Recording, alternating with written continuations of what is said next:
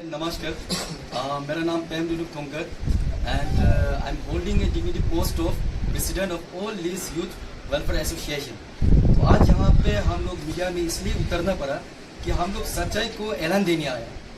आप सब ने देखा होगा रिसेंटली उस दिन हमारे अपने ही गांव का कुछ एक दो लड़का लोग है मीडिया टीम को लेकर हमारे जो जिंका बस्ती का उस नदी पार में एक न्यू एडीसी ऑफिस सेटल करने जा रहा है। तो वहाँ पे उन्होंने ये गलत मैसेज दिया कि वहाँ पे हमारे जो गांव वाला जो ज़मींदार है उनको 12% कमीशन रिसीव किया बोल के ये बात झूठ बोला। तो 12% कमीशन हम लोग को कभी भी मिला ही नहीं, ये 1 रुपये भी नहीं मिला। ये बात मैं नहीं कहूँगा, कुछ रुपया मिला है, लेकिन इस तरीक़े से मिला है हम बस्ती वालों को कि वहाँ में बिल्डिंग का एस्टिमेट कितना है और अभी तक गवर्नमेंट से कितना फंड सेंक्शन हुआ है किसी को पता नहीं है। गांव वालों को तो कहाँ से पता होगा, जो उस दिन जो स्पीकर है उसको भी पता नहीं है कि गवर्नमेंट से कितना सेंक्शन हुआ है और पर बिल्डिंग का आपका कितना एस्टिमेट है उसको तक पता नहीं है। तो ऐसे करके सबसे पहले क्या करते, वहाँ से बिल्डिंग कोई बाहर का आदमी आके बनाते और फिर वहाँ से जो रूलिंग गवर्नमेंट है दिनांक में जो रूलिंग गवर्नमेंट चलाते वो सबसे पहले आकर अपना कमीशन रख देते और वहाँ से जो बचा उचा वो हमारा गाँव वाला जो मेन जमींदार है उसको दिया जाता है। तो ये हुआ हमारा साथ, सच्चाई ये है। 12% हम लोग कभी भी रिसीव नहीं किया। और दूसरी बात, उसने ये बात भी कहा कि वहाँ पे शुरुआत में 20 लाख कमीशन मिला और उसके बाद 31,07,000 रिसीव किया बोल ये बात बोला। टोटल हुआ है उसने बताया कि 51,71,000 पूरा कमीशन मिला बोल ये बात बोला है। तो मेन जो फर्स्ट फेज में उसका जो फंड आया है उसका हम लोग ने RTI मार के कागज निकल के रखा है। फर्स्ट फेज का जो फंड आया है उसका सेंक्शन हुआ है 8 करोड़ 92 लाख आया है। अगर उसका कमीशन अगर 12% करके कमीशन अगर कैलकुलेट करेगा तो हमारा गांव वालों को 1 करोड़ 7 लाख 4,000 ये हमारा जो मेन जमींदार को इतना मिलना चाहिए।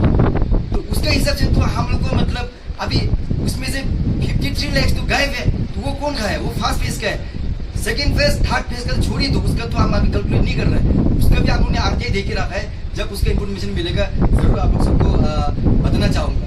ये है हमारे सच्चाई। तो अभी वहाँ पे सेकेंड फेज का भी काम चल रहा है, उसका भी कुछ भी परसेंटेज नहीं मिला अभी गाँव वालों को।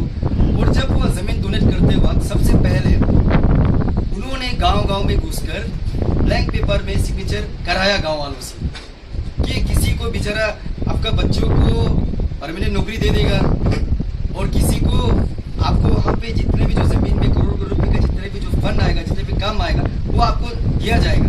इस तरीके का करके वो लोग ने गाँव वाला से झूठ बोल के पूरा ब्लैंक पेपर में सिग्नेचर लिया गया है और वो जो ब्लैंक पेपर में सिग्नेचर किया उसको कोर्ट पेपर में स्कैन करा दिया। तो ये है फर्जरी। ये फर्जरी नहीं हुआ तो क्या हुआ?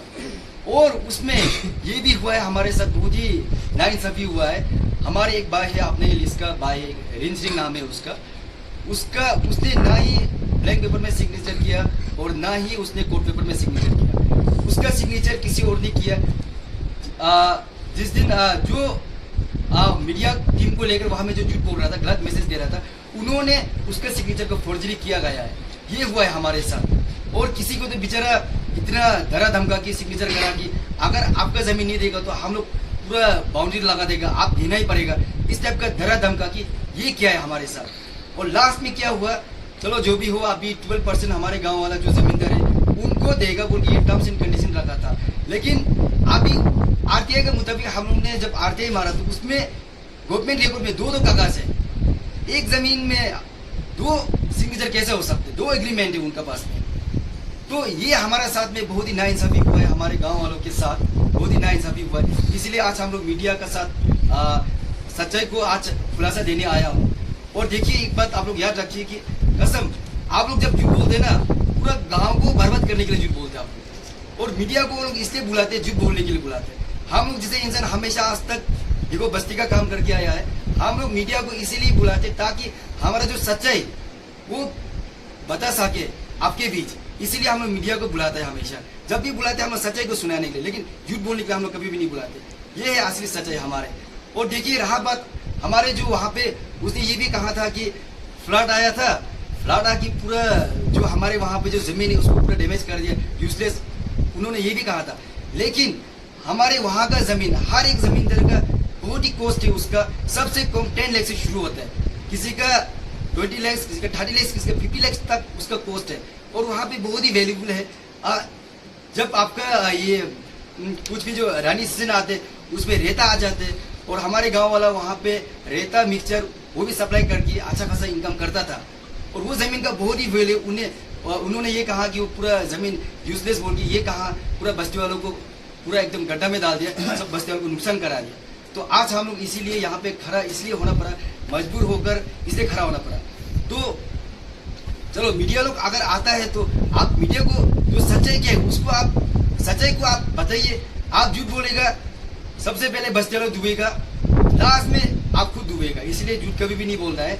जब है तो आप सच्चाई को आप हमेशा रखिए, तब तो जाके जो व्यूवर्स है, जो सुनने वाले उनको भी अच्छा लगेगा। आप कब तक झूठ बोलेगा, झूठ जो मत बोलिए। तो इतना कहकर मैं थैंक्स कहना चाहूँगा। और हमारे मीडिया टीम आप लोग जो हमारे सच्चाई को आप लोग सुनने के लिए आज यहाँ तक आया है, और हमारे सच्चाई को पब्लिक तक पहुँचाने के लिए आपका बहुत बहुत थैंक्स कहना चाहूँगा। बहुत बहुत गुरुजी खंडू है और हम यहाँ विलेज का है। ये जो अभी स्पीकर लोग ने उस दिन ये नया एडीसी ऑफिस को लेके झूठ बोला है। देखिए, पॉलिटिक्स का माध्यम से आप सच बोलिए, सीधा बोलिए। बेकार में आपका सेल्फ बेनिफिट के लिए से कुछ नहीं करने से बहुत अच्छा है। कम्युनिटी का है तो कम्युनिटी में लड़ाई कीजिए, सेल्फ बेनिफिट के लिए आप लड़ाई करने से अच्छा नहीं है। मैं इस बस्ती से बिलोंग करते, मेरा नाम सांगे दोर्जे। उस दिन मीडिया में लेके चला परसेंटेज का बारे में, परसेंटेज हम लोग को 12% मिला, उसने लेके चला है। हम लोग को कुछ 12% ही मिला है।